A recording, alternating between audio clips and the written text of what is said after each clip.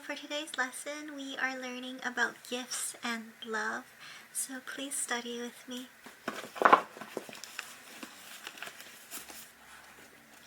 Now concerning spiritual gifts, brothers and sisters, I do not want you to be unaware. You know that when you were pagans, you were led astray to the mute idols. However, you were led. Therefore I make known to you that no one speaking by the Spirit of God says Jesus is accursed, and no one can say Jesus is Lord except by the Holy Spirit. Now there are varieties of gifts, but the same Spirit. Now there are varieties of gifts, but the same Spirit, and there are varieties of ministries, and the same Lord. There are varieties of effects, but the same God who works all things in all persons. But to each one is given the manifestation of the Spirit for the common good.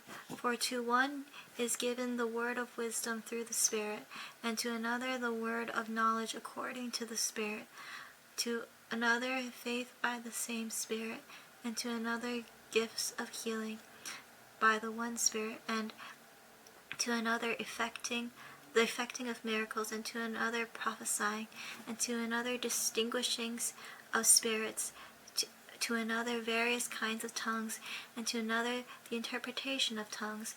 But one and the same Spirit works all these things, distributing to each one individually just as he wills. For just as the body is one and yet has many parts, and all the parts of the body, though they are many, are one body, so also is Christ. For by one Spirit we were all baptized into one body, whether Jews or Greeks, whether slaves or free, and we were all made to drink of one Spirit. For the body is not one part, but many. If the foot says, because I am not a hand, I am not a part of the body, it is not for this reason any less a part of the body. And if the ear says, because I am not an eye, I am not a part of the body, it is not for this reason any less than part of the body. If the whole body were an eye, where would the hearing be? If the whole body were hearing, where would the sense of smell be? But now God has arranged the parts, each one of them in the body, just as he desired. If they were all one part, where would the body be? But now there are many parts, but one body.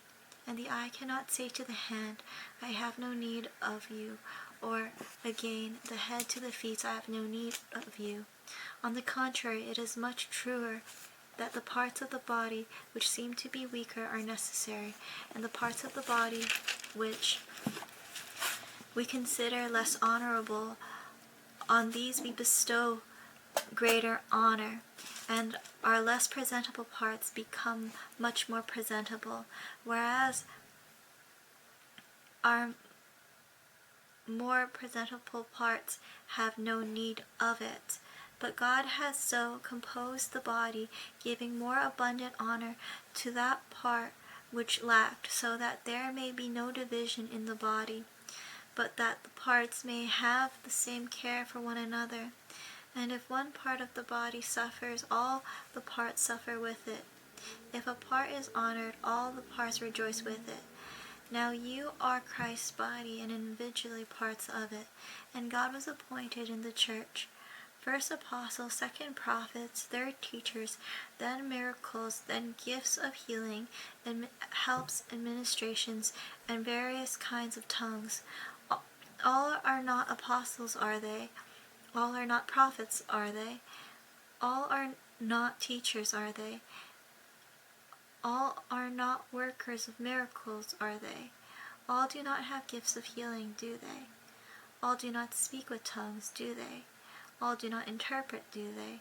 But earnestly desire the greater gifts. And yet I am going to show you a far better way. If I speak with the tongues of mankind and of angels, but do not have love, I have become a noisy a noisy gong or a clanging cymbal. If I have the gift of prophecy and know all mysteries and all knowledge, and if I have all faith so as to remove mountains but do not have love, I am nothing.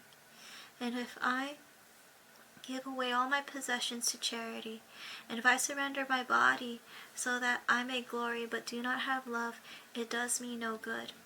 Love is patient, love is kind, it is not jealous, love does not brag, it is not arrogant, it does not act disgracefully, it does not seek its own benefit, it is not provoked, does not keep an account of wrong suffered. It does not rejoice in unrighteousness, but rejoices with the truth. It keeps every confidence, it believes all things, hopes all things, endures all things. Love never fails. But if there are gifts of prophecy, they will be done away with. If there are tongues, they will cease. If there is knowledge, it will be done away with. For we know in part, and prophesy in part. But when the perfect comes, the partial will be done away with. When I was a child, I used to speak like a child, think like a child, reason like a child. When I became a man, I did away with childish things. For now we see in a mirror dimly, but then face to face. Now I know in part, but then I will know fully, just as I have been fully known. But now faith, hope, and love remain. These three, the greatest of these is love. Pursue love, yet earnestly desire spiritual gifts, but especially that you may prophesy. For the one who speaks in a tongue does not speak to people, but to God, for no one understands, but in his spirit he speaks mysteries.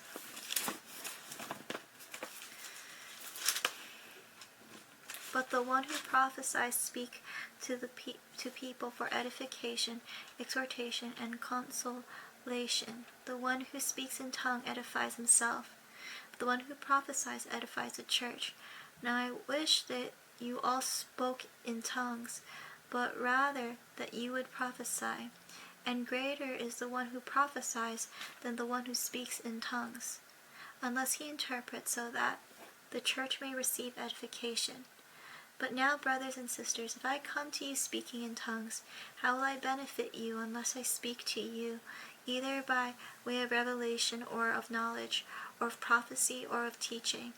Yet even lifeless instruments, whether flute or harp, in producing a sound, if they do not produce a distinction in the tones, how will it be known what is played on the flute or on the harp? For if the trumpet produces an indistinct sound, who will prepare himself for battle? So you too, unless you produce intelligible speech by the tongue, how will it be known what is spoken? For you will just be talking to the air. There are perhaps a great many kinds of languages in the world, and none is incapable of meaning. So, if I do not know the meaning of the language, I will be unintelligible to the one who speaks, and the one who speaks will be unintelligible to me.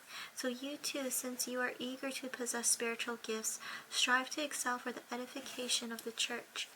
Therefore, one who speaks in a tongue to pray that he might interpret. For if I pray in a tongue, my spirit prays, but my mind is unproductive. What is the outcome then? I will pray with the spirit, but I will pray with the mind also. I will sing with the spirit, but I will sing with the mind also. For otherwise, if you bless God in the spirit only, how will the one who occupies the place of the outsider know to say the Amen at your giving of thanks, since he does not understand what you are saying? For you are giving thanks well enough, but the other person is not edified. I thank God I speak in tongues more than you all. Nevertheless, in church I will speak 5 words with my mind, so that I may instruct others also, rather than 10,000 words in a tongue. Brothers and sisters, do not be children in your thinking, yet in evil be